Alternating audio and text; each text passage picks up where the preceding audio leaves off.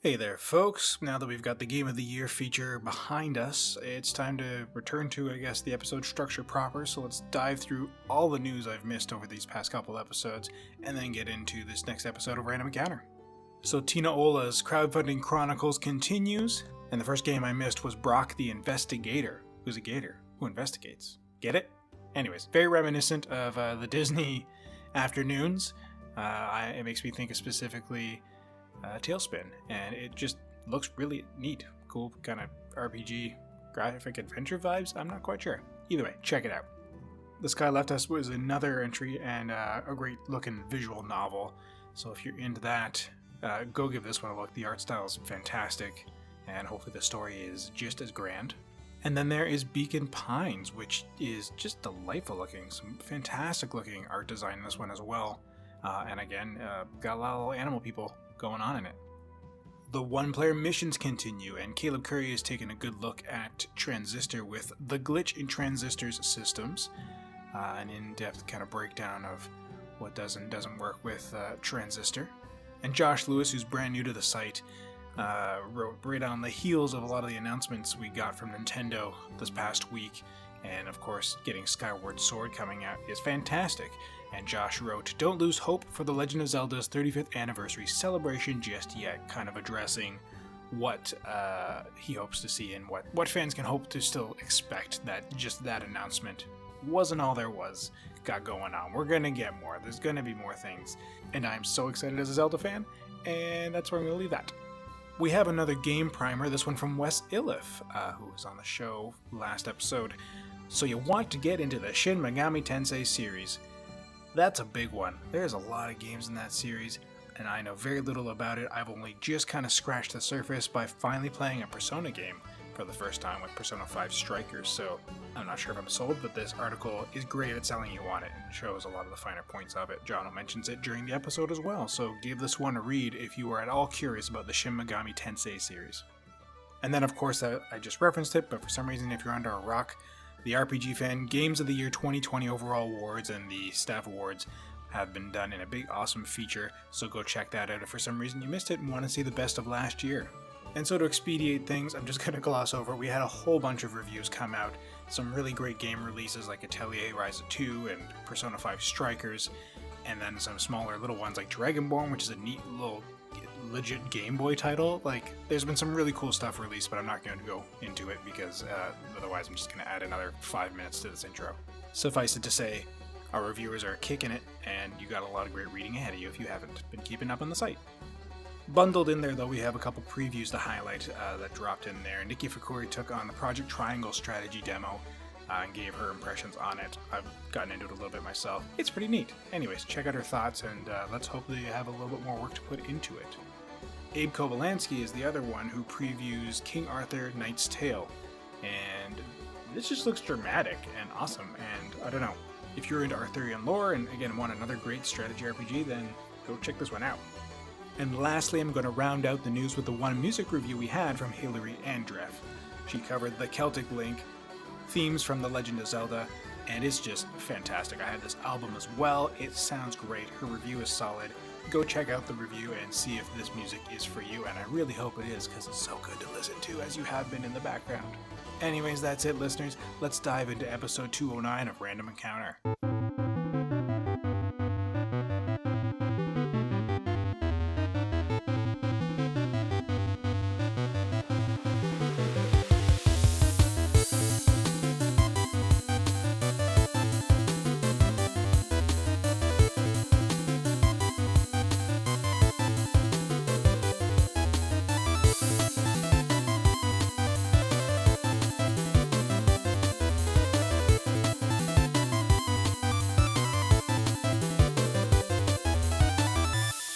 Listeners, welcome back to yet another episode of Random Encounter. It's me, Greg Delmage, your, arguably, I've been called illustrious as a host some days. I don't know. Am I allowed to call myself that? Whatever. The I'm your illustrious? host. Sure.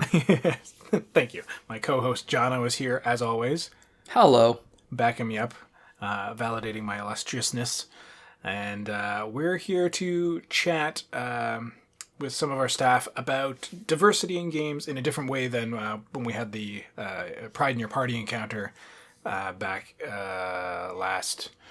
Oh gosh, was that March, May? I can't remember when that episode was now.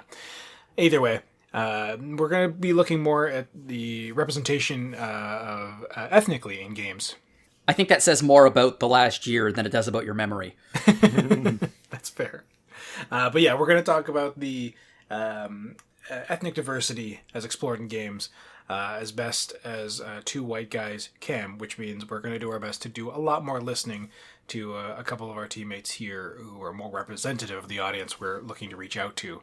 That's one issue with RPGFan in some regards. I mean, we are a very diverse site, as we were talking about in the pre-show with our panelists, that there is a lot of diversity in terms of gender identity and sexual orientation identity and all that sort of stuff.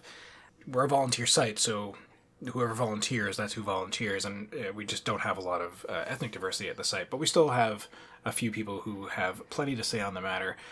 So bringing on, once again, fan favorite in my opinion, is Neal Chandran, our PR, HR, no, like you're not HR, but our PR. It's not our HR. Mike is HR. Mike is everything R. Oh my gosh, Mike, slow down. Anyways, Neal Chandran, everybody. How's everyone doing? Well, thanks for asking.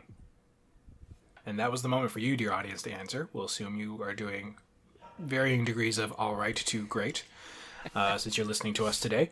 And then returning to the site back in September 2020, Dom King has come back to chat with us on the podcast as well. Although, were you ever on the podcast before this, Dom? I wasn't on Random, no. I was on Retro a couple times. Yeah. Gotcha. Welcome to Random. Thank you. Thank you for having me. It's great to have you on. You've been voicing your intent to want to get on the show either way since you've come back, and I'm glad to finally have you. Game of the Year episodes were pretty big beasts, and there was a lot going on with those. Yeah. But it's nice to get back to this. It is nice to have a slightly, shall we say, smaller room than we did for the Game of the Year episodes. It was it was a packed house, and it's nice to have a group of 4 people who are not all trying to talk over each other with their thoughts. Surprisingly, though, it was actually pretty cohesive, and just everyone got on really well and took the cues from each other really well in both episodes. That I found for myself doing the editing. There wasn't a lot of overtalk. There wasn't a lot that was getting washed out. In the second episode, there was just a lot of audio issues, but, those can be addressed if with some extra added work and difficulty. It's probably our influence. We're both Canadian. We're both polite, That's fair. But it was still probably one of the hardest episodes I've had to edit next to our video version. Either way. We don't talk about that. For everybody's benefit. We might go back to it again. At any rate. So ever since Black Lives Matter really shot diversity in every aspect of life, but for ourselves into the gaming industry, into the front of our minds, the conversation has been out there more and more about seeing representation in games ethnically, seeing, for those of us who are non-white, seeing yourself represented in games. And, it's been almost a year since Jono and I did our best to sensitively address the issue on an episode with drawing attention to various companies and games and developers, as many as there are out there, which there's not a lot, which is endemic of the issue, and we'll get into that. But, a year later, too, I won't lie, there was a kind of a bit of lip service that comes from, again, some of the problems that are in the industry as well. There's games on there that looked really neat that I talked about and said, hey, this looks really neat, and I want to try it. And it's been almost a year, and I'm finally trying them, and that's just because so many of the bigger brand name games and other stuff that gets better publicity or is more obvious has been at the forefront of my plate to play. And I'm only now just getting to these titles to actually say I did it, I tried the thing, I've done the thing, and I've now come full circle. So we'll talk a bit about that as well. For those who want to check that out, by the way, it's episode 190 of Random. Some Thank heavy you. stuff. And there's a good list of developers, and some who have come far with their product and have some stuff to show. Others are still kind of in the process. Like She Dreams Elsewhere is supposed to be coming out this year. It's on our list of things to play. once it gets launched. So here's hoping we'll have a review of that. And I got some stuff that I'm going back to that I'm trying to fill in with review holes as well. But yeah. True. And like everything else, some of the products that we were talking about and some of the games and things were likely delayed because of COVID, just like everything else in the world. Yeah. So not an easy time. It's not an easy time, and it's not an easy time for developers or people who need to be able to work together. So the products that haven't been released yet, there's a good chance they might be released next year. And here's the hope, right? Yeah. So yeah, like many of us, after Black Lives Matter made waves, a lot of communities like ourselves at RPGFan did our best to show our solidarity and share content to kind of help raise awareness. And then you've had a lot of big companies who donated to causes organizations or created funding programs. And like a year later, how are those doing? You get companies like Riot Games, who are one of the companies that made a program like the Underrepresented Founders Program. And they also have like complete transparency where they released their numbers of how they've grown and been trying to diversify their company over the years. So that's really cool, but I feel like a lot of other companies have kind of gone a bit quiet. Well, at the same time, I think it's because the companies themselves aren't making that much headway with with Black Lives Matter bringing this. I mean, it hasn't been that long since Black Lives Matter, or since everything happened. Yeah. And I think companies are just waiting it out, I think, before they can show more concrete numbers to the public. They can say like, oh, these are like actual like significant percentages that we're showing, not just like 1 or 2% increases over the past couple of months. And that's fair, but I would also argue that would probably still help in showing good faith. And I think definitely, they may be trying. Mm-hmm. But as, so many of us know, and even people at the forefront of these causes know, it's not something that's going to happen overnight, even let alone in a year. So there's also the concern that many of these companies might be doing what companies do, which is they pay lip service to the issue. They extended a release saying, "Oh, we are looking for more black talent. We're looking for more minority talent," and then they just don't really change their hiring practices or do anything because they are putting money that the issue is going to either blow over or other things are going to occupy minds. And thankfully, it seems like that happened less in 2020 than it had in previous years. But I suspect that there are... But still.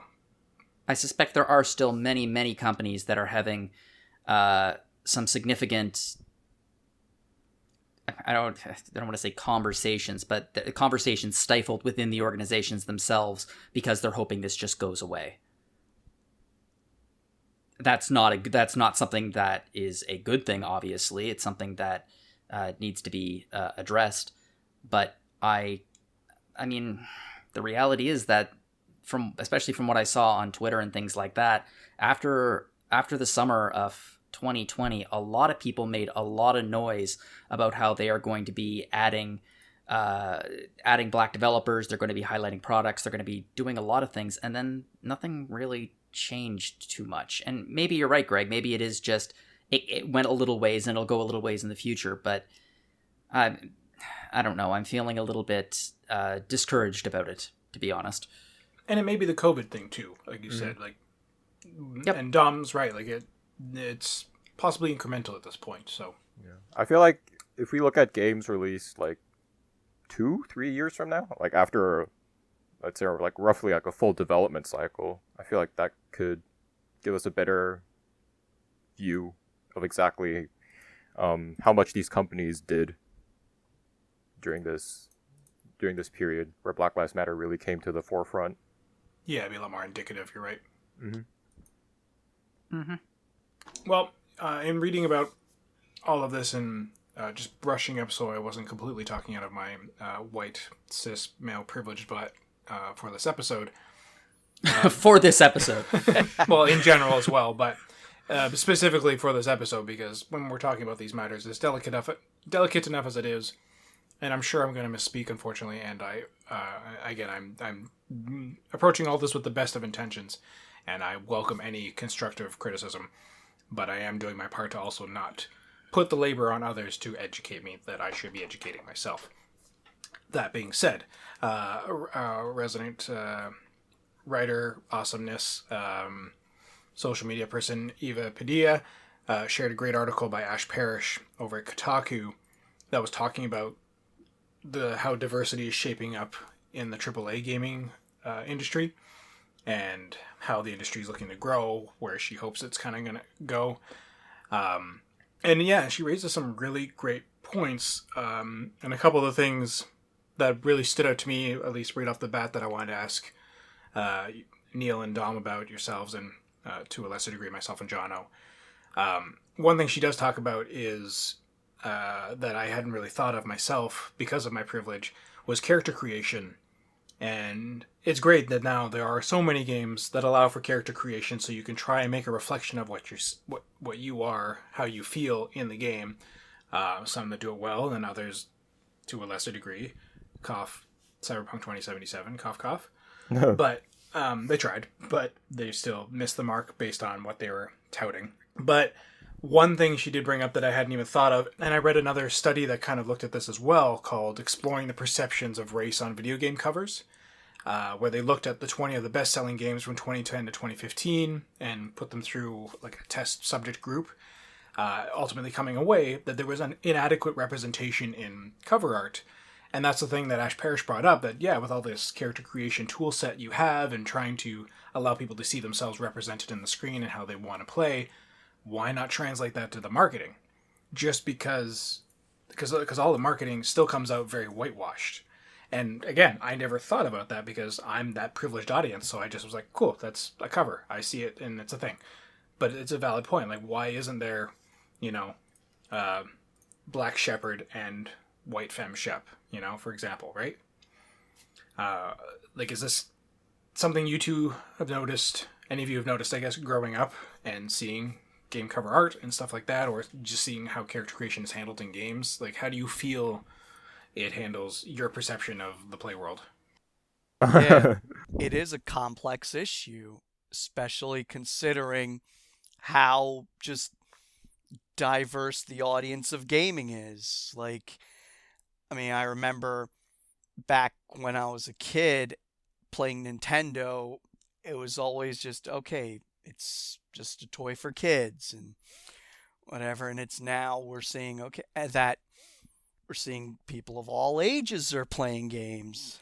And it used to seem like, all right, either had Japan, Europe, and North America as the big gaming markets. And now we're seeing more and more gaming development in Africa and South America, and so gaming has evolved to encompass the global audience. But that's not quite being reflected in the games that are being played just yet. I mean, some of the stats were like, in the US, only 7% of the companies themselves are represented in a black, or 7% I think was the Latinx community as people who develop games. 2% were black. But the thing is, the majority of gamers apparently these days are from those communities. So you'd think they would be marketing to those communities. Right. Yeah, exactly. I mean, because even looking at the way I grew up, and for background, so the audience. Yes, please. Yeah. So the audience, understands my perspective. Let's see. My family's from India. I was actually born in the Netherlands and spent about 10 years of my life there before moving to the US. So even That's why you're such a metalhead. Yeah, right. So it's almost like, at the risk of sounding politically incorrect, my entire growing up was basically being the quote-unquote brown kid in the white neighborhood. So even looking at various other multimedia, whether we're talking video games, comic books, TV shows, everything was very Eurocentric. So it was always, okay, the protagonists do not look like me. Well, that gets hard too in like make believe play, even growing up. Yeah. I guess. Did you ever found that kind of gate kept for you, or was everyone pretty open to that? Not to throw words in your mouth or anything. Oh yeah, it's like, oh yeah, I mean, if I was a kid drawing myself in like a fantasy world or something, oh yeah, I probably would not have colored my face. Probably would not have used a brown crayon on my face. Because I was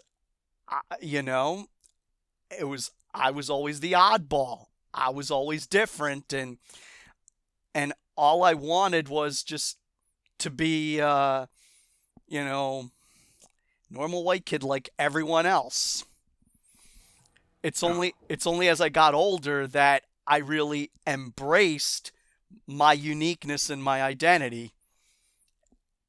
And was your cultural identity like really worked into your home life, or did your family like more or less heavily North Americanized? Well, you know what? It was a bit of a mix. I mean, like I always grew up, knowing about the Indian cultural traditions, the mythology, and all of that. But when we were living in the Netherlands, just the general lifestyle of Europe, there was a lot of those values and all of that that was kind of ingrained in me. And then even coming to the US, there was a whole different value set and everything there. Like, for example, yeah, absolutely. because for example, when you're in school, after you come back from Christmas break, everyone does show and tell with all the stuff they got for Christmas. And so, of course, we adopted Christmas in the secular sense because, you know what? I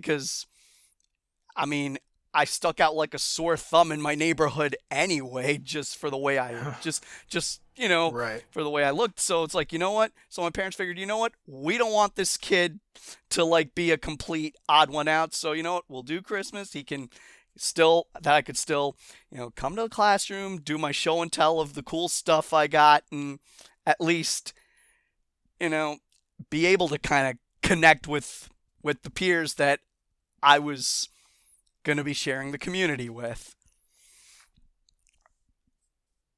But yeah, and I also definitely identify with Neal on certain parts because for my background, I was so my father's a diplomat, or was a diplomat, so we moved around a lot. Yeah. And I was actually born in Mexico, and then I lived in Korea until kindergarten, and then from primary to middle school, I was in Germany, and then I went to high school in the States, and now I'm attending college in Korea. And that's so cool, but also so challenging. Yeah. And I remember very distinctly. It was like growing up, I wasn't quite Korean. Like, we spoke Korean at home, but we, like, every summer break we'd go back to Korea to like visit relatives and my grandparents and stuff. And I was like, my Korean wasn't good enough to converse with the people there. So, I mean, it's better now, but back then it was just, so I felt out of place in that way. But at the same time, I was an Asian kid. And even though I did go to like an international school, it was still very predominantly with other white kids. So, yeah, how should I say? I didn't know what I was, or like who I was, what I should be, like what parts do I identify with, what parts do I not identify with, and like it wasn't until I came to Korea and I went to the military and I had a lot of conversations there that I started to come to terms with essentially, with my background, essentially. Oh, wow. yeah, I mean that, and yeah, and that point completely spoke to me as well. I don't know if any of you have seen the Netflix show Never Have I Ever, but there's the one part where the main character Davy is frustrated because she says, to some people, I'm too Indian. To others, I'm not Indian enough. And so that struggle was real for me. Yeah, definitely. And perhaps it's because I was so willing to, or trying to fit into Germany or into the German culture at the time, because I'm just a kid. I want to like do what all the cool kids are doing. But within like through that lens, I don't think I really ever noticed or cared too much about like going back to like the game covers thing, like who or what was on the game cover. Even though now that I think about it, it was very predominantly like white people or just some dude doing cool stuff on the cover. Not without much variation. Right. And yeah, I guess it depends on where it was marketed to as well. Because obviously the Europe marketing and North American marketing, would be heavily favored to what they think is the predominant demographic, which would be the white population, I guess. But one thing you brought up in the pre-show that has been interesting, though, to this whole thing, because so much development started and comes out of Japan, there is a lot of Asian-centric characterization as well. But does that represent all Asians? Oh, definitely not. Definitely not. But I just appreciate that at least some aspect of Asia is sort of in the mainstream. Fair. Of like Western media, at least. Yeah, I mean, and I'm hoping it's a step in the direction of at least the wider world realizing that Asia is big. You can't just lump all of this together as simply Asian, because I mean, because let's see, Japanese culture is very different from Korean culture. It's very different from Chinese culture. It's very different from Tibetan, very different from South Asian cultures, which include India, Pakistan, Bangladesh, Sri Lanka, and even within all those countries, there's so many diverse cultures. Like, even within India itself, it's like, what is Indian food? It's a big country with a whole bunch of culinary traditions throughout. Like, like even like the other like Indian families in the temple group that we belong to, they came from a different part of India. So of course, the food that we would get at their house was very different than the food that my mom was making. Definitely. And that's exactly it. Yeah. So go ahead, Tom. But speaking from the Korean perspective, at least from what I've experienced so far, it's that like I don't think Korea is quite at the, how do you call it? So Korea basically wasn't a first world country until the 90s, pretty much. So right. It's been like 31 years, 30 some odd years since like we've had like a proper functioning economy and like a proper functioning democracy. And I feel that though we've like grown economically, like society hasn't caught up to that part yet. So like in terms of games here, people here are still just focused on just making the most money possible, which is mobile gacha games. Yeah. So like I feel Korean I feel like in a couple, I'm confident that like in a decade or two, I feel like the Korean gaming scene could become more mainstream, like the Japanese, like the JRPGs and the Japanese fighting games have become. Yeah, because their film scenes about to blow up. Yeah. Oh yeah, Korean film scenes definitely. It's insane. They're so good. Yeah. Oh, I hate it. Yeah, I definitely agree on that. But I feel like the gaming scene just needs a bit more time to catch up. Well, yeah, I remember being blown away when Ragnarok Online came out, and I was like, this is Korean? Koreans make games? What? This isn't Japanese? And again, it's just from my perspective, my white privilege in 2002 when it came out, where I was just like, this is baffling to me. Weird. Mm-hmm.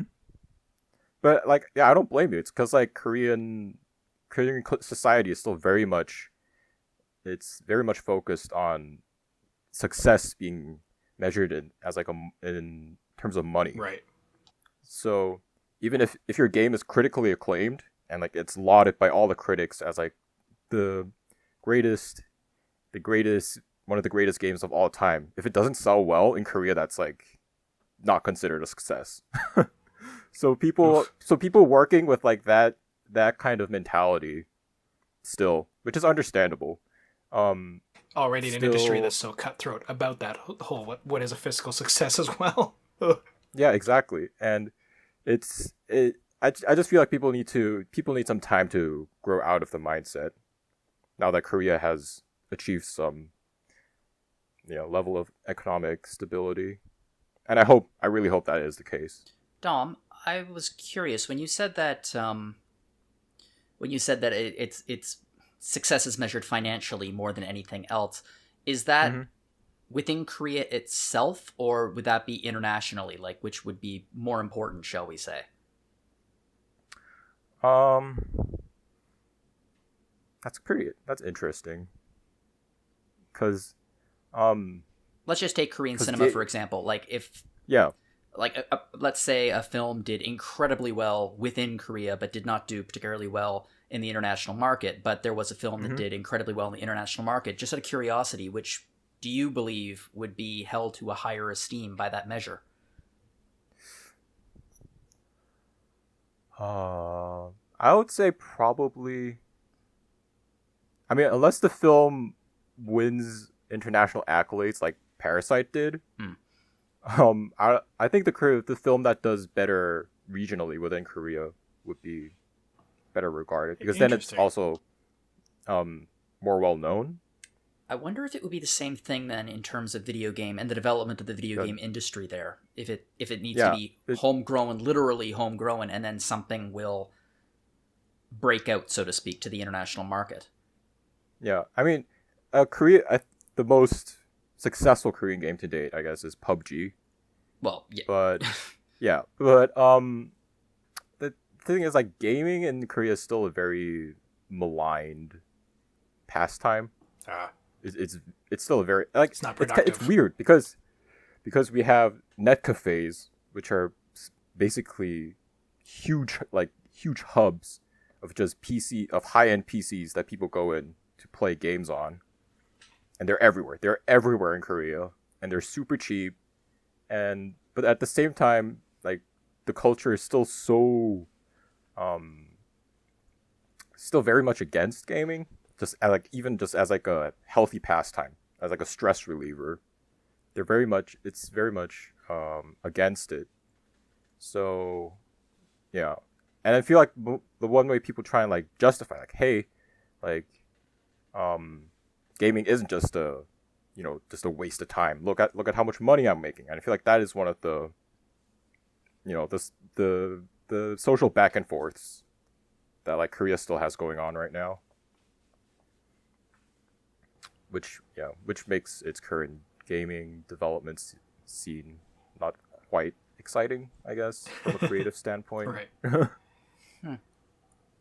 Yeah, didn't know that. It's cool. They have to filter through everything, like the focus tests.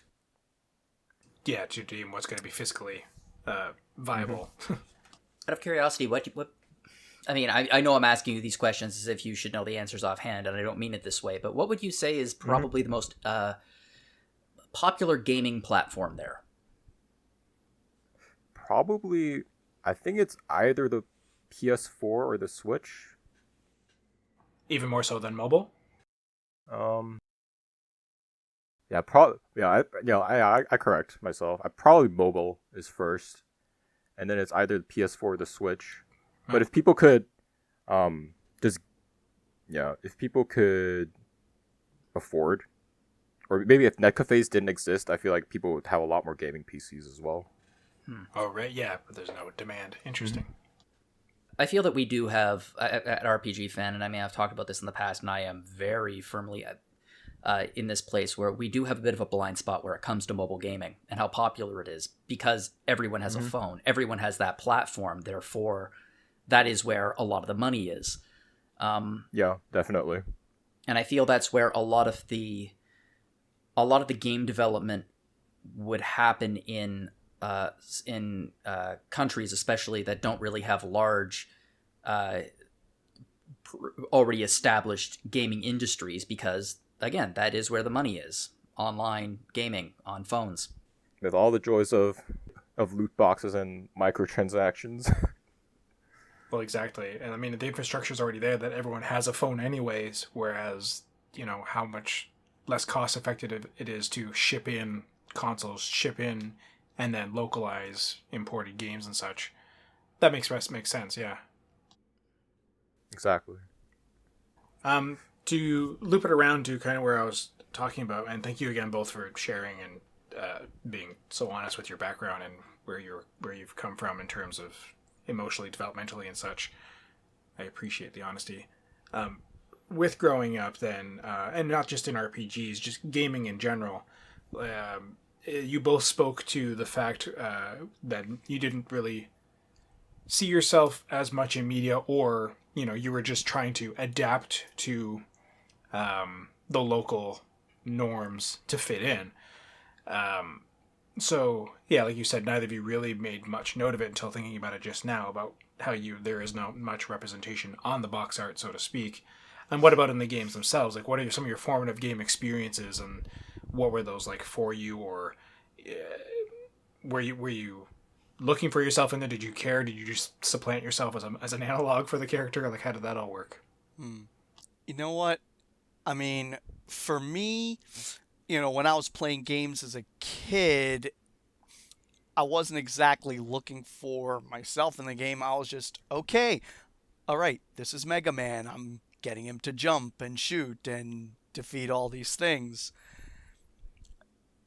So I wasn't necessarily so I was more or less nonplussed. Okay, all right, this is this character. It doesn't need to look like me or whatever. But as I got older, especially when I was in college, and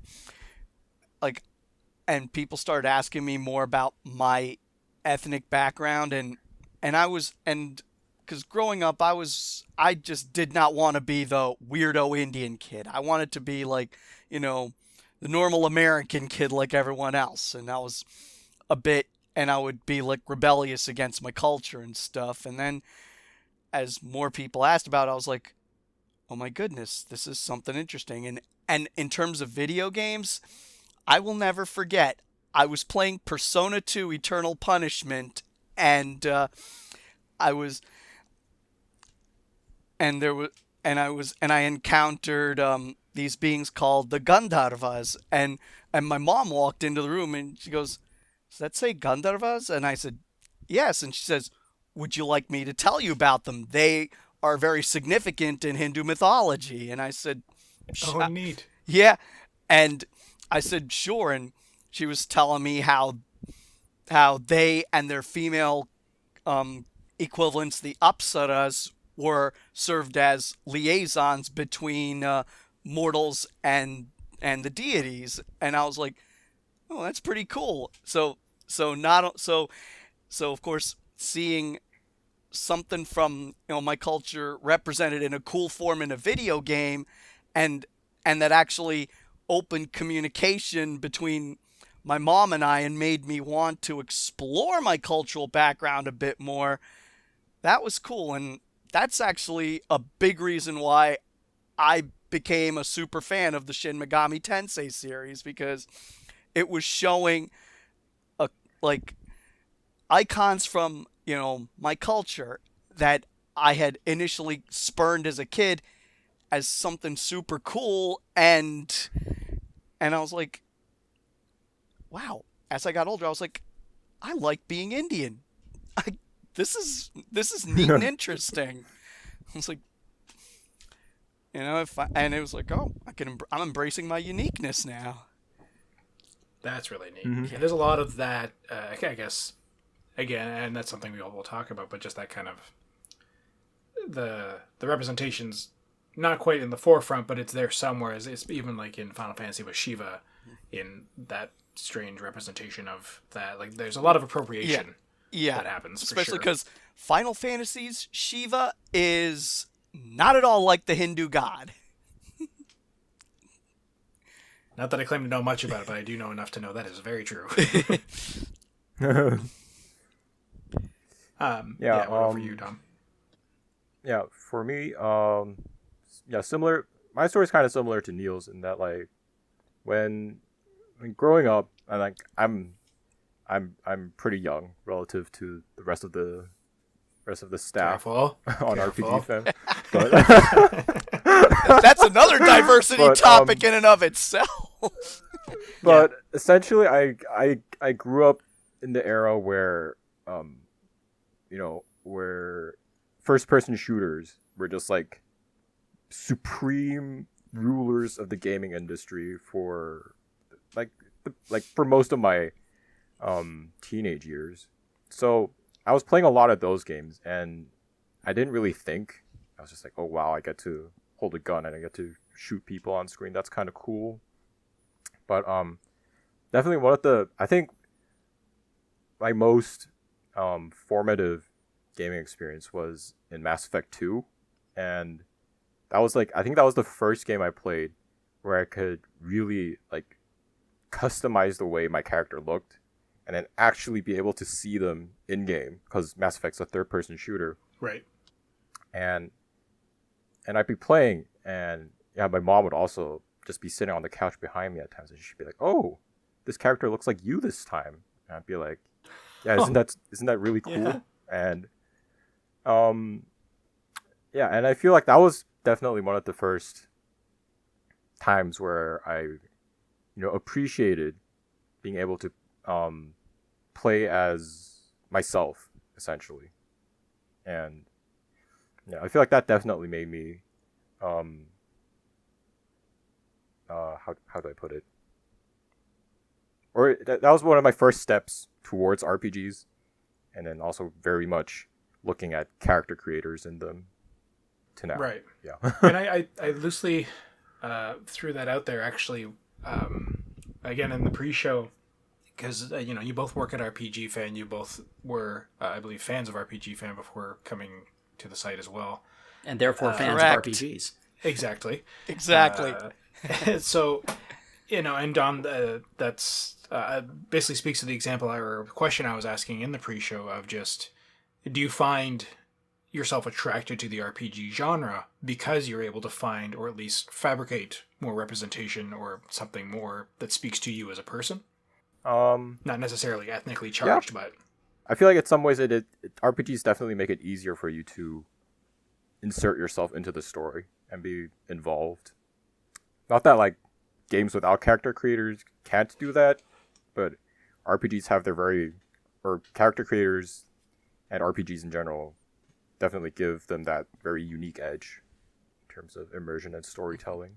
And I feel like even RPGs that don't have a character creation system, the fact that it's a fantasy world, I always felt like, okay, this is a world that maybe I better fit in than the real world, because I was like, all right, I was always, because for me, my favorite toy as a kid was always my imagination. So it was like, so I always felt like, you know what, I don't seem to fit in the real world, but you know what, maybe I would fit in these crazy fantasy worlds.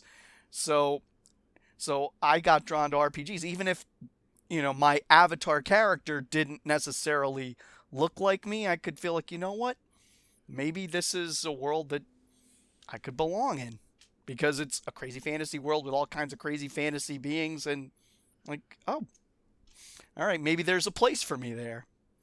That's fascinating to me, because I relate to that in the sense that some people play video games because they are power fantasies, and there's not a whole lot of story or character really attached to that. But like, I agree with you, Neal. When I was a child, one of the reasons I was attracted to RPGs and adventure games was because I could escape into these worlds. It wasn't a power fantasy. It was just a fantasy where I could be in another world. I could be somebody else. I could be, in many ways, if it was like a character created RPG, I could be whoever I wanted to be. Exactly. And even like before character creation and such, the limitations of graphics, I would argue too, it was a lot easier to, if you weren't looking at like the core game art or whatever, which again, without the internet, it was not widely available unless you forked out the dough to, like for a Prima strategy guide or something. You could fudge the details a bit to also envision yourself as any number of the characters that you named yourself as the cast. Like I could very easily be like, well, I'm Bartz, but Bartz was probably intended to be more representative of Japanese, but also Japanese culture, as I understand, has also had a lot of North Americanisms inserted in their media as well, because it seems cool. So very much Bartz could have been their view of a North American hero, traditional European hero as well. But a lot of Amano's art makes him seem more Asian. I'm not sure, but it was very easy just to look at those little Final Fantasy V sprites and just imagine me and my friends as those characters, for example, or in Final Fantasy VI or whatever, right? See, I find that's something this is not something that's, it's like retroactively being ashamed of yourself when you were not even consciously aware that this was an issue. Fair. But like, it never occurred to me that the characters in Final Fantasy II or Final Fantasy III weren't white. It never occurred to me because many of them had blonde hair, or I guess in Terra's case, green hair. But I guess it was just the limitations of the art, and I wasn't really exposed to anime or anime styles. I just assumed that they were white as a kid, except for like, and even then, I remember it blew my mind when I discovered that General Leo was black because his character sprite was clearly white, and I guess that's right. Yeah, but like, and also his artwork his skin is a weird color, but I mean, as I understand it, General Leo is black. And was, that's positive representation, but it's kind of sad that was taken away because they were like, let's make the sprite white, I guess. Yeah, weird. Did not know that. And yeah, I guess it is kind of in the art a little bit there too. And like, and even like Yang, it's very obvious with the name, but again, you can change them all, right? And even his character portrait doesn't look that whatever culturally obvious as they were trying to make his name. I mean, there are certain exceptions. Like Cyan was clearly dressed, and the way the character was presented in the game was from like an Asian culture, but not specifically Bushido. Japanese. But yeah, so I mean, I got that from it. But characters like Locke or Cecil, or certainly Edgar, who I assume was French, but there's something about Figaro always just seemed very French to me. And he's such a ladies' man. No, I seriously, in my mind, I always pictured him and his brother as like Frenchmen. And I really like that interpretation so much, and I want that to be headcanon. And Figaro, in my mind, in Final Fantasy 3, Figaro is the equivalent of like Paris, France, except it's in a desert. Anyway, sorry, I got really off topic there into my own little. Sous-marin!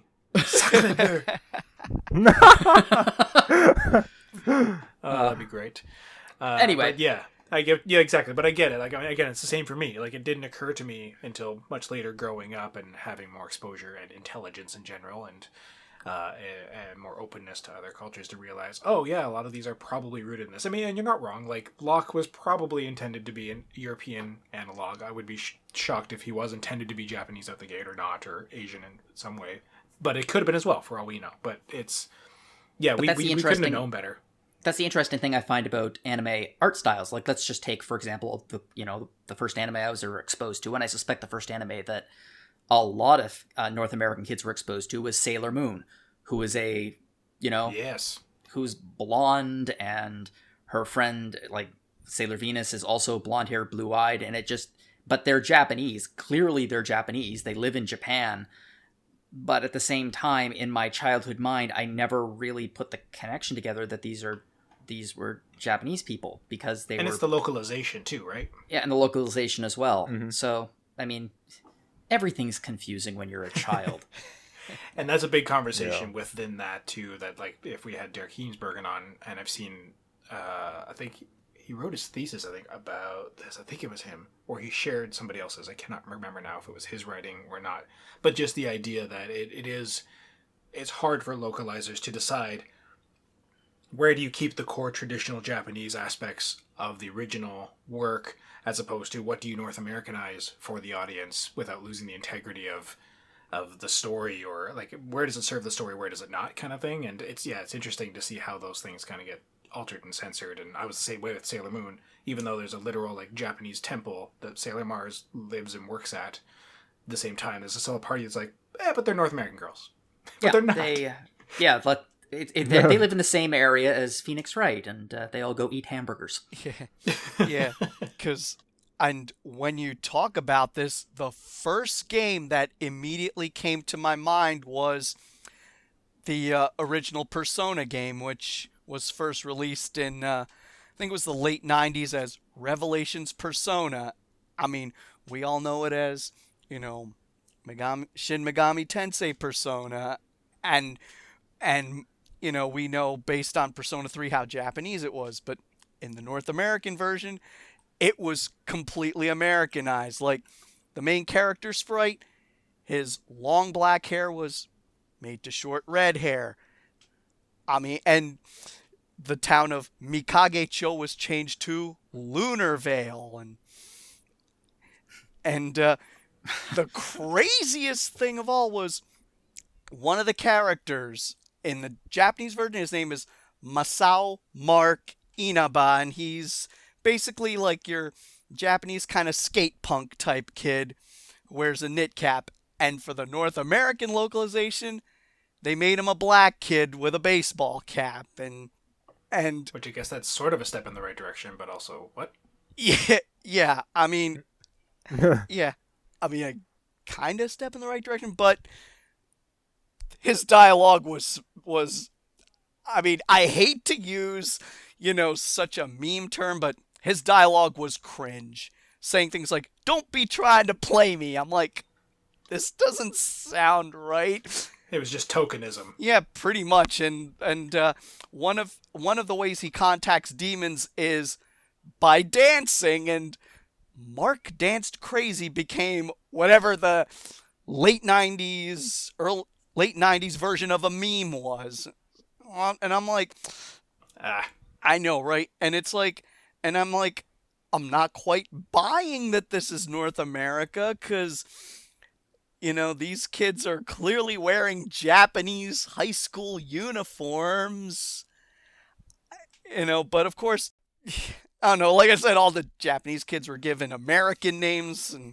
And then I remember, I think was on PSP, they did they had the remaster of the game with the full Japanese because it came after Persona 3, and culturally at the time, gamers had been more exposed to Japanese culture, anime was more popular, and people were more aware, whereas back in the 80s and 90s, a lot of Japanese developers felt they had to Americanize games. I mean, the politically incorrect term we used to use back then was they whitewashed the games for the American audience. Yeah. And that's exactly it. And that's Sorry, when you said that, my mind instantly went back to it was the fake American names in an NES baseball game. Bad News Baseball? Tecmo. Sleeve McDickle and Jeremy Grid and Willie Dustis. It's Mike Tuck. I'll send you guys this. It's great, but I'm pretty sure that a lot of people listening would remember. It's a Japanese baseball game where they localized it and they just had to come up with a bunch of American names, and I guess that these were their best guesses. Oh, we'll take it. Incidentally, if anyone wants to learn more about Shin Megami Tensei and the origins of the Persona series, we have a ridiculously great article right now on RPGFan about it. Read it. It's awesome.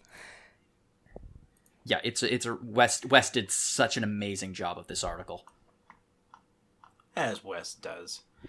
But yeah, though, you're bringing up like the tokenism aspect. I think that's now where the industry is trying to figure things out, and where it's still struggling with beyond the representation on the development side. It seems to be just with the representation side of how not to relegate, its representative characters to just being sidekicks, the help, or whatever. That instead of being the protagonist, but then also not just making them be a token character. The Outer Worlds has some great examples of characters who are actually fully well-rounded, not just tokens.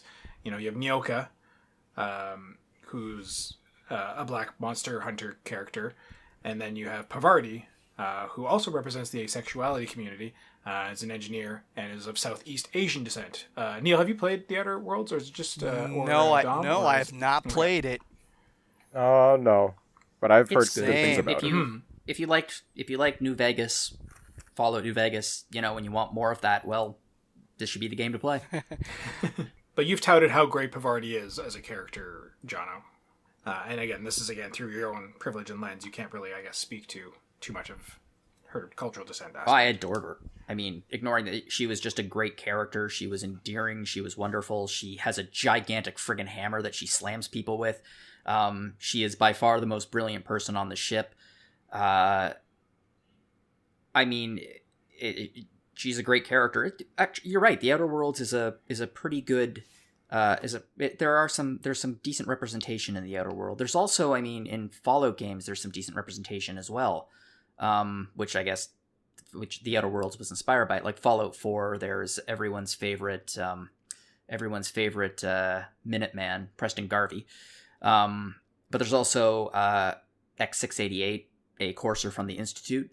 And of course, the character development tools in that you can make your character look however you want. You can choose, I guess, whether or not they're male or female, because back then that was as far as the character development tools went in terms of gender identity back when that game was created. Yep.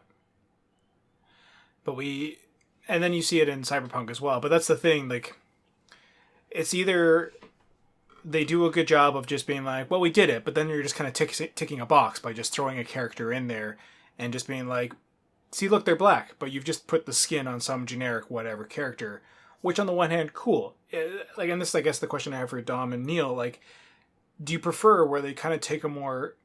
Are you okay with it? Is it enough to see colorblind casting, to use a term that's used in film, where it doesn't matter, the character isn't written as a race, it's just whoever is the best fit for the role, and that's fine.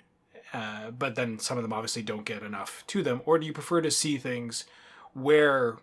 does every character not necessarily need a struggle and need a complete monologue backstory as to why they are the race or gender or whatever it is they represent, but just do you need more of that to make those characters matter? Or in the case of like Hades, where it has like great representation in the gods, which were Greek gods and traditionally have always been viewed as having to be Greek, but then Supergiant had this great approach where they're just saying like, well, no, they just because the Greeks worshipped them doesn't necessarily mean they had to be Greek. And chose to put a lot more diversity into that cast. But it's trying to say something by shaking up the status quo. So like, yeah, is it enough just for them to be present, or does it need to say something? That is actually a very complicated issue, because yes, especially considering the type of story that the creators are looking to tell. Like one of my favorite TV shows ever is The Magicians, and for example, in the books, one of the main characters named Penny was this pudgy white punk dude, whereas on the show he's this somewhat surly Indian dude, and I feel like the Penny on the show is just worlds better than the Penny in the book. Not just, because he's Indian, but because, the actor Arjun Gupta brings so much depth to that character, and the writers and I love that the casting directors just decided to, this guy's Penny. Well, Yeah, let's make it work. Or even one of the other characters, Margot, her actress Summer Bishil is half Indian, half Latina, and it's like, in a sense, I mean, her ethnicity, it's like, you know what, she's just badass woman. But then on the other hand, when you were talking about the check boxes, I don't necessarily want to just see, like, you know, like we're saying, a token character put in just to fulfill a I'm so trendy checkbox. Like, for me, I feel like if you're going to put a South Asian character into a game, I want them to, you know, be represented in like a genuine manner. Like you were mentioning Outer Worlds, something. Okay, I now want to play that game. I wanna meet this character, especially since she sounds badass. And in Hindu mythology, the goddess Parvati, who was Lord Shiva's wife, is herself an insanely badass woman. So, so on the one hand, it's like, all right, if you're casting characters, you want, you know, the best actor who's going to do it. But then it's like, if you have the best actor is a different ethnicity than the character from the source material, which I look at Penny from The Magicians, it's, you know, you got to give it that little something extra to, I don't know, I feel like I'm just not making much sense. I'm just kind of stream of consciousing here because it's complicated to think about. Absolutely. It's definitely a bit of a throw the spotlight on you question. And so I totally respect wherever it is you need to come from, but you've touched on some valid points, so don't fret. Yeah. For me, I feel like it all comes back to what's the story the director wants to tell, and if the characters like fit into that story or not. Like, I'm honestly, I'm more about accurate representation than you know, like representation for as Neal said, representation's sake. Than just tokenism. Like, if the director is like, okay, we're going to make a game that is set in like ancient China, right? It makes sense for everybody to be Chinese or something. Like Matt Damon. And we don't talk about that. But yeah, it make like I just want games and their stories to make sense within their own context. And perhaps like it's because so many of the directors and developers these days are still, you know, just white people, and you know, they just haven't had quite the exposure to the different stories and different cultures to tell the other stories. Yeah. And I don't blame them for that. Like, I'd rather have them write stories that they know are good and make sense within the world that they're trying to create, rather than have this, okay, we need to, diversity is the hot topic right now, so we just need to, you just need to make a game with an all Asian cast, or we need to make a game with an all black cast. Yeah, you end up with characters like Original Barrett from Final Fantasy VII. Yeah.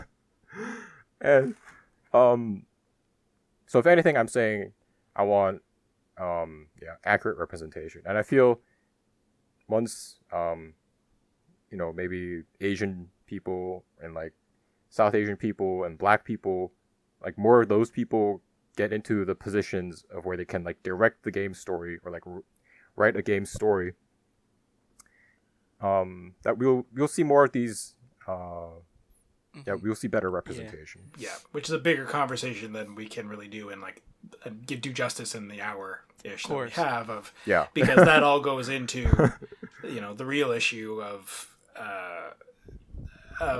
systemic racism in the education system, in the job market, and all that, with even getting them in the door to tell those stories, and by not seeing it in there anyways, or seeing that you're not getting a chance, why even bother pursuing that as a career, right?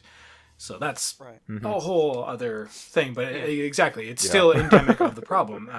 There's in one of my reading, Dr. Kishona Gray, who's a professor at U of Illinois, had mentioned that people draw their inspiration from their experience, and that's why we still have a problem with representation.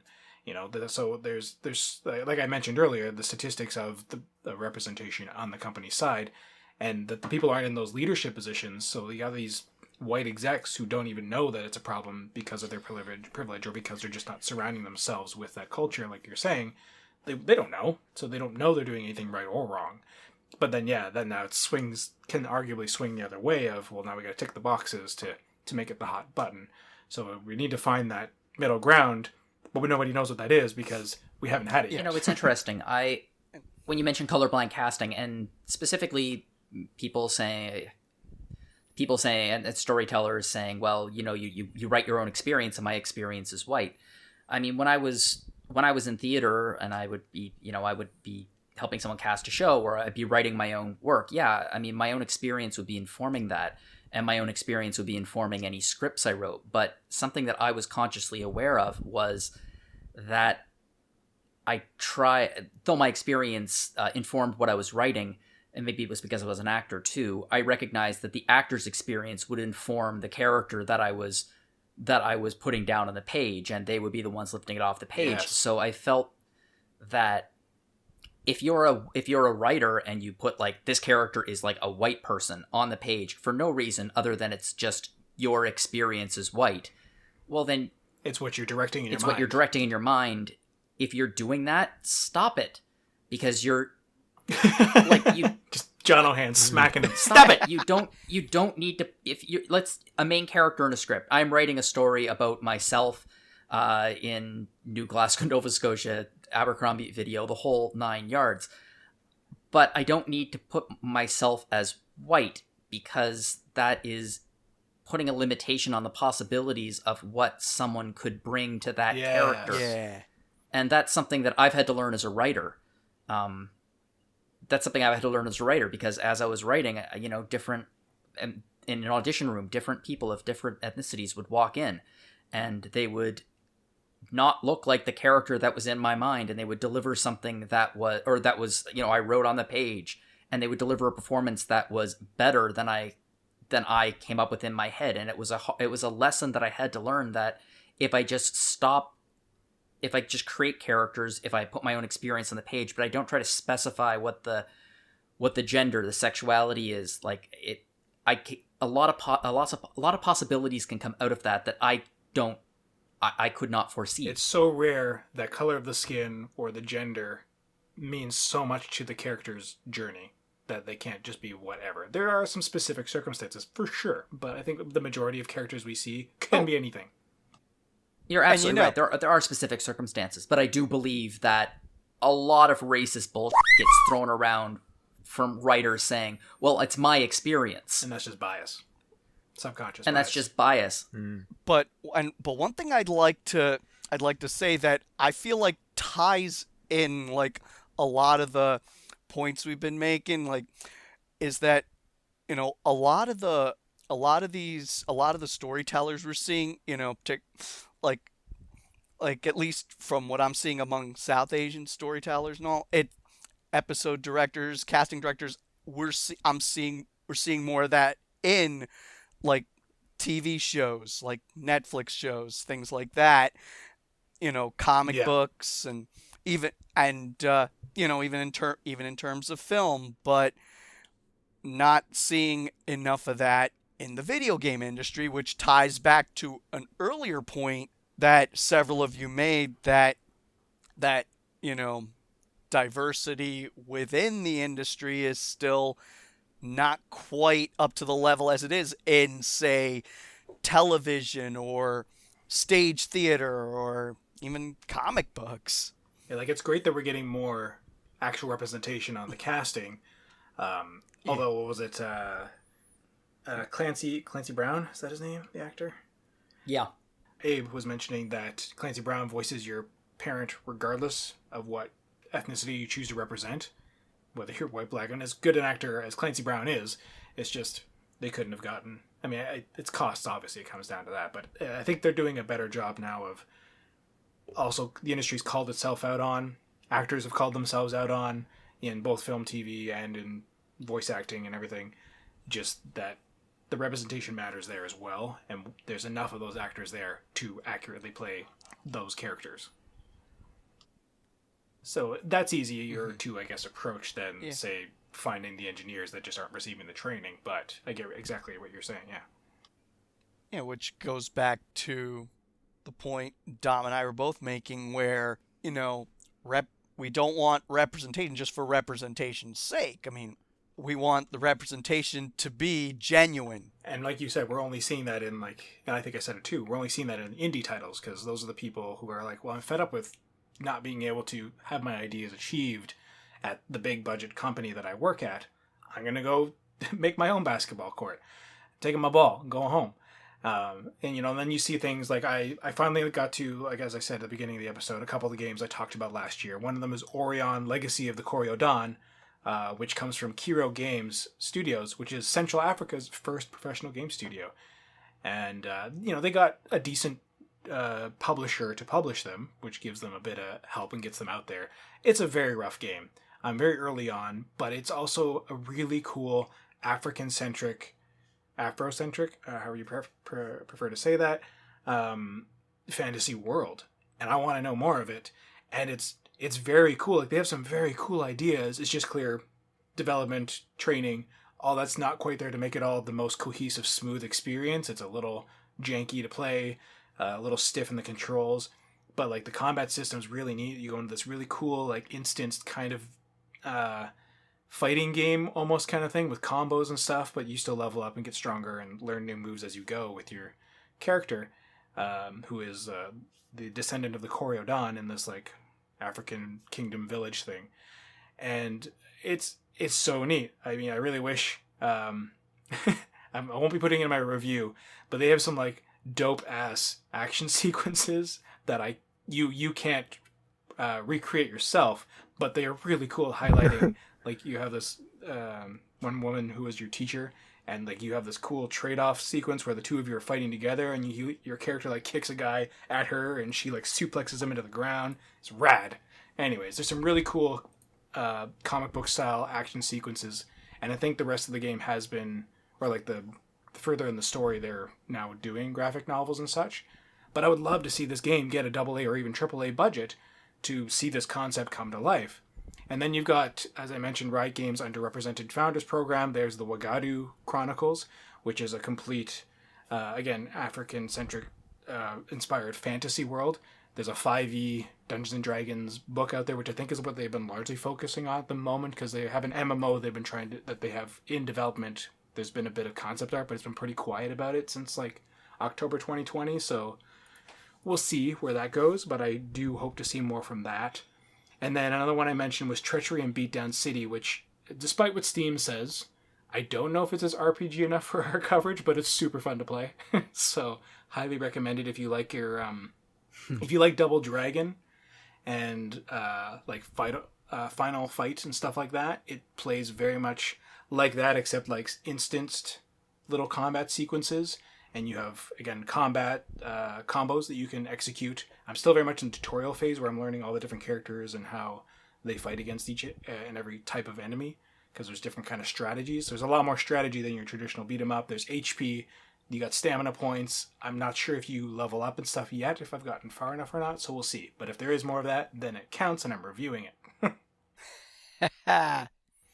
You're selling me on it. It's really neat. It's super fun. I mean, both of them, like, the stories are a little rough. I mean, with the Legacy of the Kori-Odan, their Central Africa is very French-based, so it is translated over to English, and some of it can be a bit rough and stilted, but overall it's still telling a pretty compelling story.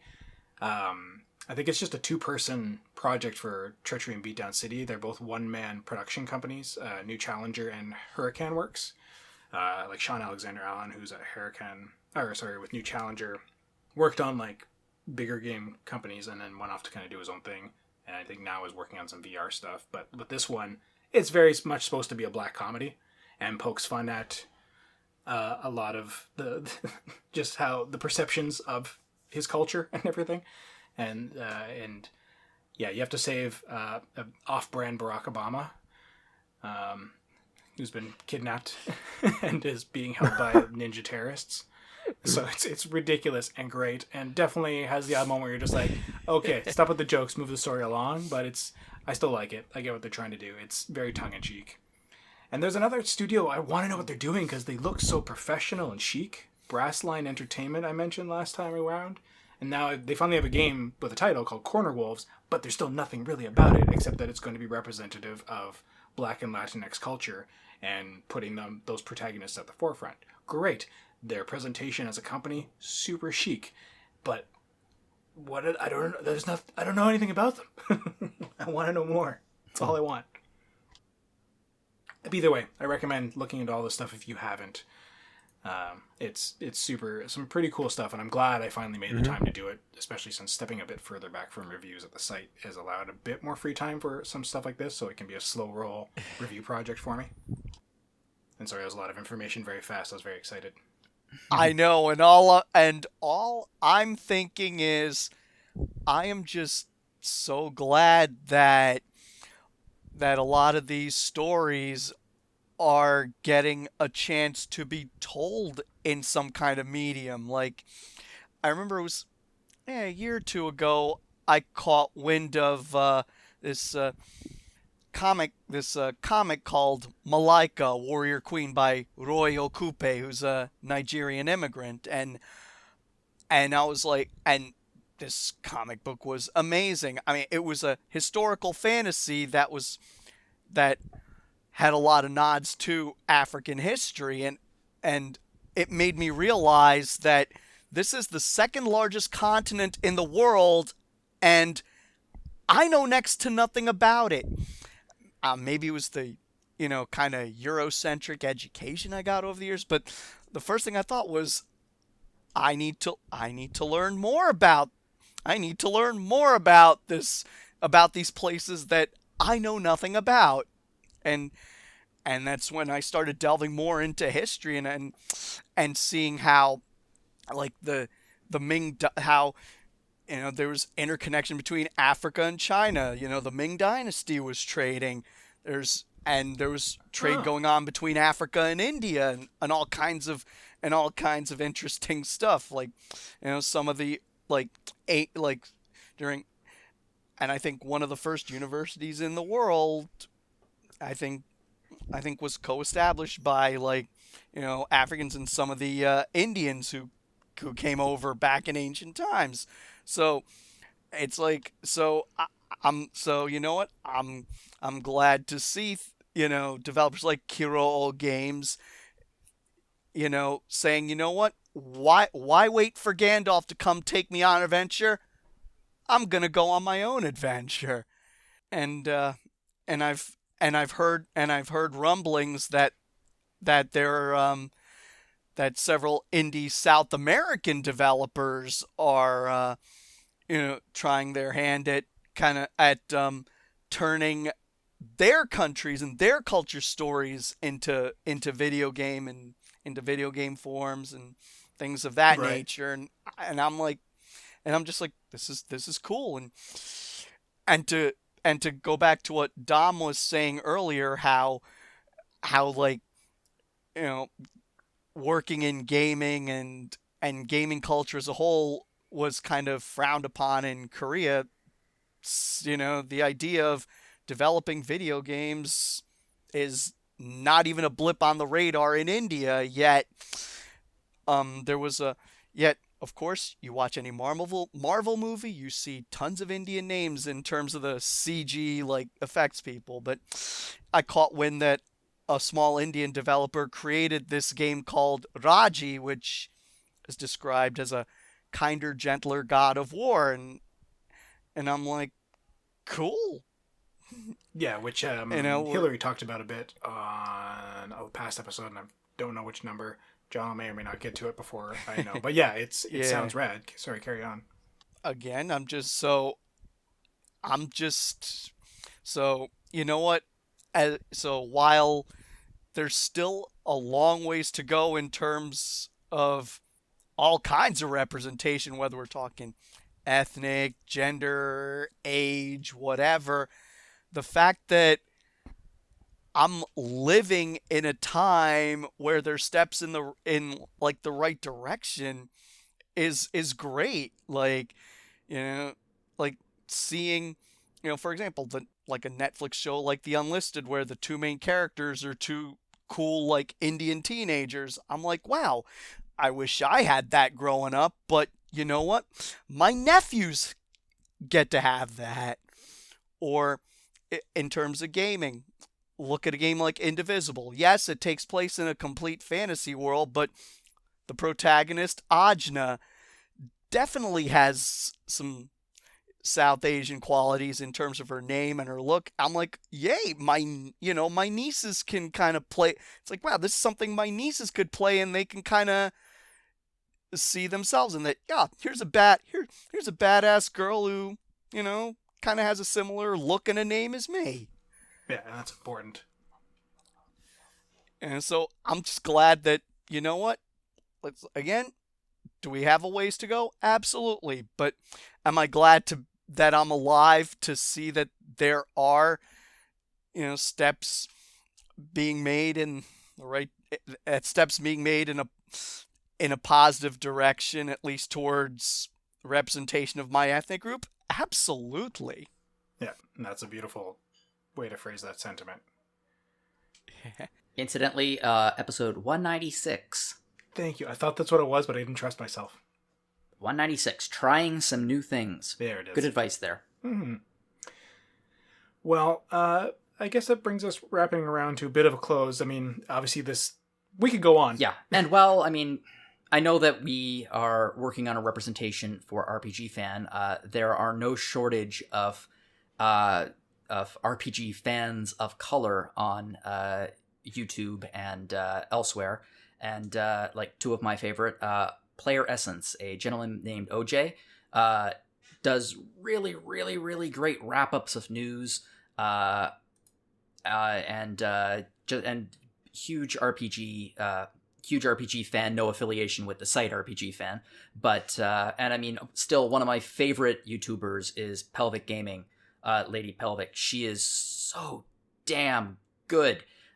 She releases just tons of reviews. She just released one for Suikoden 4, which had me doubled over in laughter. It was very funny. It was sharp.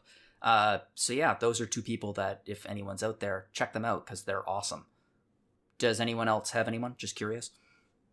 Yeah, I actually came across his channel recently, but Alex McCullough does, he's a professional music composer, and he does like remixes of like music OSTs.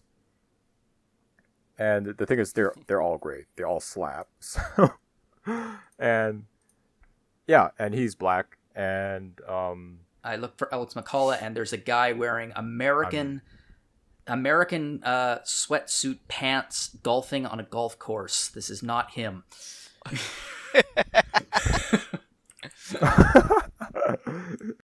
He does great music remixes, and my favorite video of his is he has like a montage of like a bunch of different music OSTs with the vibing cat meme just like splat in the center of the screen. So it's a fun watch, just listening to these cool remixes and also having the cat just bounce the beat. So. Oh, music producer and composer who dreams of scoring a Final Fantasy game someday. Awesome. I am subscribing right now. Cool. Neal, anything that you want to recommend? I got nothing. It's okay. Not all of us stream through YouTube or much else. But you recommended some pretty choice shows, though, I won't lie. Yeah. I know my search is that I know speaking of music, the composer on the Wagadu Chronicles is has been live streaming, or at least recording their music creation sets and their process and stuff. So there's that if you looked at their I think at their Facebook and their Twitter account. And then of course, shout out to our man Geek, GEAK, Quentin Williams, who briefly worked with us at RPG Fan. Whether or not we still work with him, he does great content on YouTube. Go check him out. He's great to listen to and get his thoughts on the games, and he's a fun guy. Cool. So yeah, again, brings us to a close of something that we probably could talk for several more episodes on, get several more people on. One of these days, I would love to talk with some of the folks from some of these studios or get some other content creators. My bucket list is to talk to Megaran, and hopefully someday he'll talk back to us. But yeah, again, there's so much out there to still educate ourselves on, and like Neal said, it's great to see that it's happening finally. And we've all said that it's a slow process, though. It's a long way to go, and hopefully conversations like this are steps in the right direction. That's my hope, you know. And again, I appreciate both having you, Neal, and Dom on. I appreciate you both being, again, honest and generous with your past and your stories and experiences. And Jono, thanks for just being here, man, and helping to facilitate and asking them thoughtful questions. Thank you for having. Thank you. Don't really know what to say about that. Thank you, Greg. Yeah. Welcome. Thank you, illustrious one. Yeah. That's what you say to me. At any rate, before we wrap things up, this episode is coming hot on the heels of some pretty big news that has been dropped on us lately. I mean, the Nintendo Direct gave us a bunch of cool stuff like Project Triangle Strategy. There we go. And plenty of other games in there. Then there's the State of Play, which gives a whole bunch of Final Fantasy VII. What was it, Jono, that someone on the site said? I don't know if it was Wes. Somebody. Or maybe it was Quentin. Was it the Final Fantasy VII Cinematic Universe thing? Yeah. Yep. Trying to do the Final Fantasy 15 thing, but maybe it was something that people actually want to play. Yep, they're doing a demake of the remake, which I think is just amazing. In the same vein of how they did with 15. Yeah. It's going to be interesting. And then so like it's hard not to be into that and hoping that we'll get what was it, Neal, you're saying you hope for a little bit better showing from possibly Dear to Cerberus? Oh, definitely. I would like to see that remastered and maybe spruced up a bit. I'm not gonna lie. It's, as much as everyone hates on it, it's a guilty pleasure for me. I enjoyed Dear to Cerberus for what it was. I really liked it. It was fun and so dumb in its story and bad in so many ways, but also just rad. Anyways. What do you? And then I guess there's then of course the big Pokemon news, which I haven't really watched yet, but I know we got this cool open world Pokemon now finally, like truly what we wanted to see from Sword and Shield. And I guess again, as we've talked on episodes before, maybe they're learning and putting the next steps into place for a true next gen Pokemon experience. We got remakes of the classics, Brilliant Diamond and Shining Pearl. Yes, which have awful acronyms, as our fearless leader pointed out. Gotta get that shiny P. And then the game that various other and games the game that everyone really cares about. No one cares about Pokemon Legends, or that. What people care about is new Pokemon Snap. That's what the people want, and by people I mean that's what I want. I don't know. I really want to brush my teeth. Oh yes, Pokemon Smile. But it goes hand in hand with Snap. You got to be photo ready. But man, it's about time they released a sequel to Pokemon Snap. I know. Everyone loves Pokemon Snap. I don't know. Is there anyone out there who doesn't like it? Who played it like on the? They just don't like it when Pokemon Snap. When Pokemon Snap, it's just a tale about an unhinged Pikachu. It's just like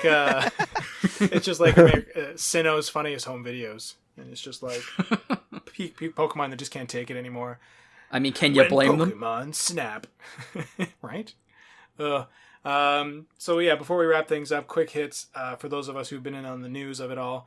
Dom, what's your favorite thing from all these announcements? Which one of these various games that have been thrown at us are you most excited to see? Pokemon Snap. Yeah, Pokemon Snap probably is the most interesting, I feel. Especially since it's what, like, the first game came out like 22 years ago. So it's interesting. I'm so old. It's interesting. I feel like I'd be pretty excited to see how they've changed. There's so many more Pokemon now. True. So many more photo opportunities. Developed. Developed. Yeah. You know. I'm I'm not sure. I'm not sure how else to phrase it. That's fair. And Neal, same question to you. What are you most excited for from all of this, aside from Pokemon Snap? You know, like, like everyone else, I'm just curious what Square Enix plans to do with what we call the FF7 cinematic universe. I mean, just because because it already has such a rich history, like we said, between, FF7, the core game, Crisis Core, Dirge Cerberus, the Advent Children movie, and all that. I'm like, how are they? There's just so much rich lore from then. What? I'm just. How are they gonna make sense out of everything? It's almost like the whole everything that's going on to create this is like as epic an adventure as the adventure itself.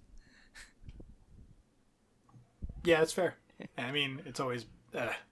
We'll see if they can do it better than they tried with 15. Let's just hope. Well, they're working with better Jono. material. Yes. What am I looking forward to? Based on the announcements the last couple weeks. Do you want to know what? I'm one of those people who missed out on Skyward Sword, which is dumb because I had a Wii and I loved Zelda. I just never ended up playing it. So yeah, the Skyward Sword HD remake, not even a remake, remaster. I'm pretty excited about that. Yeah. In the same vein, because it looks like a Zelda-like, which means we may or may not cover it, depends on what comes out the next couple of months. Kenna Bridge of Spirits looks astoundingly gorgeous for the PlayStation 5 and 4, I guess. But honestly, I still haven't played the Final Fantasy VII Remake yet, so... but you got what you want. It's coming to PS5. Yeah, guess what I'm going to be doing on June 10th, and I'm going to be playing Final Fantasy VII Remake. And it's going to look good. That's for sure. Yeah, it's going to have textures this time. I don't know. I was feeling it yesterday after the announcements. I went back to it, and I've already put like 3 hours into the game, and I'm barely like actually anywhere story wise. I'm just starting to do like the merc jobs to build up my rep with Tifa running around town. But I've just been like lollygagging and looking at everything, and it looks good. Whatever. I get though. There's definitely like there's some seams here and there, but it's a spectacular game, and now on PS5, it's going to be just mind-blowing. We hope. For myself, like the Skyward Sword's going to look so pretty in HD, which it deserved from the first. They always try to push it so hard, Nintendo. My gosh. Legend of Mana is like hands down thing I'm most excited for. I've been wanting to see that game remastered, and now I'm getting it. So I am here for that. And Triangle Strategy Project underline RPG from Squaresoft. Yeah, we'll see if the project lasts. I remember Project Octopath Traveler was the original name. God, I loved that. I wish they kept Project. And then they're just like Octopath. Yeah, right. And then it's just let's just stick with this name. Sure, it's the best. It's the best we got apparently. Yep. It's a weird name. Anyways, again, thank you everybody for being here. Thank you everyone for listening. If you like listening to us, you might like listening to our other podcasts like Retro Encounter, which does game journals. Dom was on that one, so, go listen to old Dom stuff. And we've got, of course, Rhythm Encounter back with a vengeance. You can go listen to, I guess, with the next one coming up, because the release of Bravely Default's just upon us for Bravely Default 2. We have a Bravely Default episode that I think Jono was on. It was a great episode. It had some great music. Solosi is shaking himself apart with excitement for the game. Yep. And I cannot blame him. I'm excited too. We got a copy for video review, so I'm glad to be able to dive into that as well. Super grateful for my time here at the site, that's for sure. And then, of course, we have our fellows Eric and Hat, who moonlighted with us last episode of the Game of the Year podcast. And they have the Phoenix Edge podcast, where they are keeping up with current events, and I'm sure they have plenty to say about all the reveals that just came out. So go check out their latest episode as well. You can email us at podcast@rpgfan.com to complain, commiserate, tell us all the good things, whatever you need to talk to us about. Sometimes you're just trying to sell me marketing material. Thanks, spammers. Either way, we'll take it. I mean, we won't take it. I'll take the message. I won't do anything with it. At any rate, you can find us on Twitch, Instagram, Facebook, and Twitter, of course. And otherwise, that's it. That's everything RPG fan you really need to know. I've been your host. These are my lovely guests. For myself, for Jono, for Neal, for Dom. Thank you so much for listening, and bye now.